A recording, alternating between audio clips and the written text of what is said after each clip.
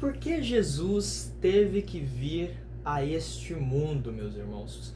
Muitas das vezes, uma pessoa que não conhece a palavra de Deus, uma pessoa que às vezes é ignorante, ignorante não no sentido de ser rude ou ser mal educado, mas uma pessoa que realmente não conhece, ela vai se perguntar por que Jesus, sendo tão bom e sendo tão glorioso no seu reino, teve que vir a esta terra? É uma pergunta genuína, uma pergunta que às vezes uma pessoa que não conhece a Deus ainda, que ainda não se aproximou dos caminhos do Senhor, talvez tenha. A resposta para essa pergunta é bem simples e eu vou respondendo ela ao decorrer deste vídeo com, primeiramente, uma passagem que se encontra no livro de Romanos, no capítulo 3, a partir do versículo 23, que diz assim: pois todos pecaram e carecem da glória de Deus. O que a gente entende quando a gente lê um versículo como esse, meus irmãos? Nós entendemos que todos nós somos pecadores. Nenhum de nós conseguiu cumprir a lei, ou seja, os 10 mandamentos, aqueles que foram dados pelo Senhor a Moisés, os mandamentos que foram entregues a Deus, entregues a Moisés pelas mãos do Senhor, que os entregou para que nós venhamos cumprir e viver segundo esses mandamentos. Ninguém foi capaz de viver segundo esses mandamentos, meus irmãos. Ninguém, nenhum de nós conseguiu cumprir nenhum daqueles mandamentos. E o apóstolo Paulo nos diz, a partir do versículo 10 do capítulo 3 de Romanos, ele nos diz assim: não há justo, nenhum sequer, não há quem entenda, não há quem busque a Deus, todos se desviaram e injustamente se tornaram inúteis. Não há quem faça o bem, não há nenhum sequer. Então, o que ele nos diz é que não existe um justo sequer, meus irmãos, senão Jesus Cristo. E ele teve que vir justamente porque todos nós somos pecadores e nascemos pecadores por causa do pecado original. Já éramos pecadores desde o princípio, mas em nossa vida, mesmo que tivéssemos nascidos sem nenhum pecado, na nossa vida continuamente adquirimos pecados e praticamos as nossas más ações todas as vezes que maldizemos alguém, todas as vezes que fofocamos, todas as vezes que blasfemamos contra Deus, todas as vezes que praticamos qualquer um dos pecados, nós já não somos mais justos, já não somos mais segundo a lei, já não somos mais segundo os 10 mandamentos, os mandamentos que foram entregues a Moisés por Deus, tá bom? Então é por isso que Jesus teve que vir, meus irmãos. Ele teve que vir justamente para isso e por causa disso. Mas então você me pergunta, o que Jesus poderia fazer, sendo que já nós somos pecadores, somos falhos, somos imerecedores completos da glória dele? Para que ele veio? E por que ele veio? O que ele faria para solucionar esse problema de que todos iríamos para o inferno? Todos seríamos condenados, meus irmãos, se não fosse a glória do Senhor nas nossas vidas. Ele veio, viveu a sua vida segundo a vontade do Pai, segundo os 10 mandamentos, seguindo genuinamente cada um deles e observando cada um deles segundo a vontade de Deus nesta terra, algo que nenhum de nós conseguiu fazer. Ele viveu nesta terra e quando completou seus 33 anos, meus irmãos, ele padeceu em uma cruz, um objeto de madeira que as pessoas eram colocadas sobre este objeto, pregadas sobre este objeto, e ao ser colocado lá, ele padeceu. E ele diz, nós podemos pegar aqui para mostrar para vocês o que é exatamente o que Jesus Cristo disse quando ele estava na cruz do Calvário e ele padeceu, meus irmãos. Ele diz assim, olha o que diz a mensagem, essa mensagem é tremenda, meus irmãos. A partir do meio-dia, houve trevas sobre toda a terra até as 3 horas da tarde. Por volta das 3 horas da tarde, Jesus clamou em alta voz, dizendo, Eli, Eli, lama sabachthani. Isso quer dizer: Deus meu, por que me desamparaste? Alguns dos que estavam ali ouvindo isso diziam: Ele chama por Elias. E logo um deles correu a buscar uma esponja e, tendo-a embebido em vinagre e colocado na ponta de um caniço, deu-lhe de beber. Os outros, porém, diziam: Espere, vejamos se Elias vem salvá-lo, zombando da cara de Jesus. E Jesus, clamando outra vez em alta voz, entregou o Espírito. E eis que o véu do santuário se rasgou em duas partes, de alto a baixo. A terra tremeu e as rochas se partiram. Os túmulos se abriram e muitos corpos de santos já falecidos ressuscitaram. E saindo dos túmulos depois da ressurreição de Jesus, entraram na cidade santa e apareceram a muitos os que guardavam Jesus. Algo que Jesus disse quando ele estava ali na cruz do Calvário, ele padeceu e ele bebeu ali o vinagre que lhe foi entregue para beber naquela esponja. Ele disse: Tetelestai, está pago, está consumado.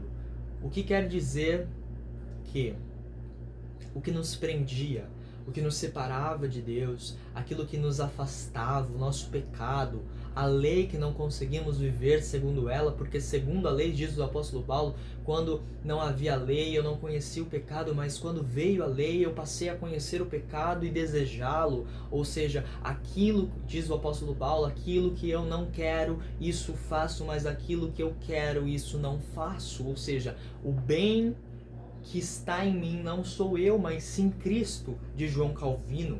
Ele disse isso: se há algo de bom em mim, isso não sou eu, mas sim Cristo Jesus que habita em mim, meus irmãos.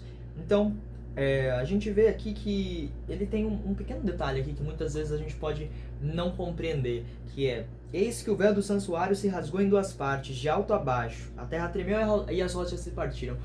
O que o apóstolo Mateus está querendo nos dizer quando ele diz: eis que o véu do santuário se rasgou de alto a baixo? O que é esse tal desse véu de santuário, meus irmãos?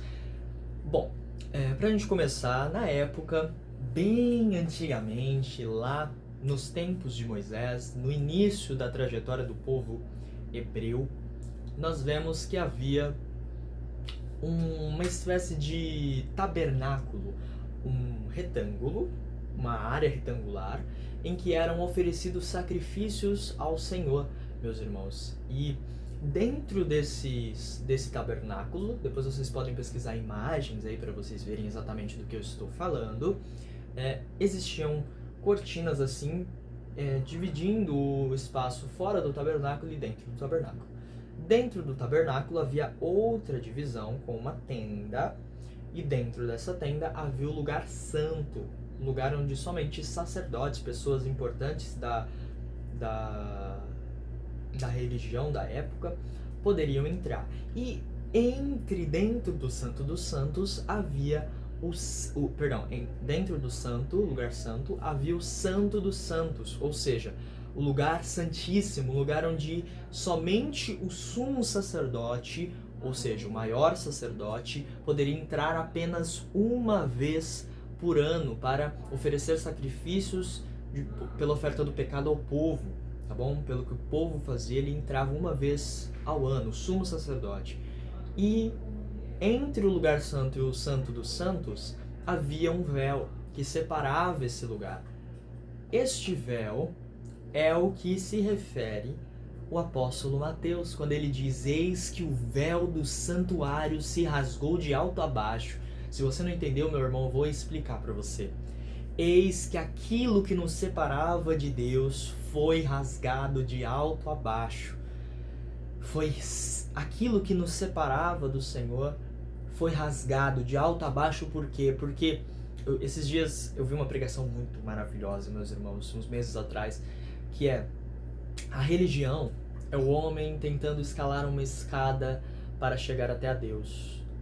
Mas o evangelho é Deus descendo dos céus à terra para salvar a humanidade. Então é por isso que ele fala de alto a baixo, que a salvação vem de Deus e não dos homens para Deus, mas de Deus para os homens.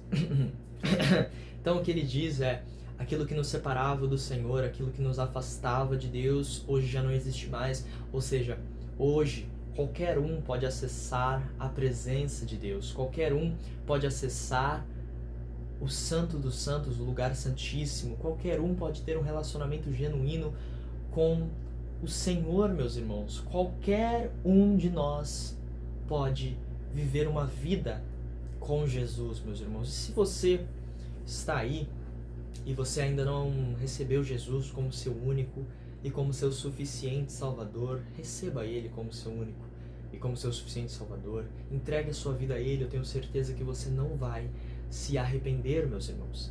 Tenha certeza de que Deus te ama muito antes de você o conhecer, muito antes de você nascer, Ele já te amava. A palavra do Senhor diz que quando ainda éramos pecadores, Ele se deu em nosso lugar, diz o apóstolo Paulo.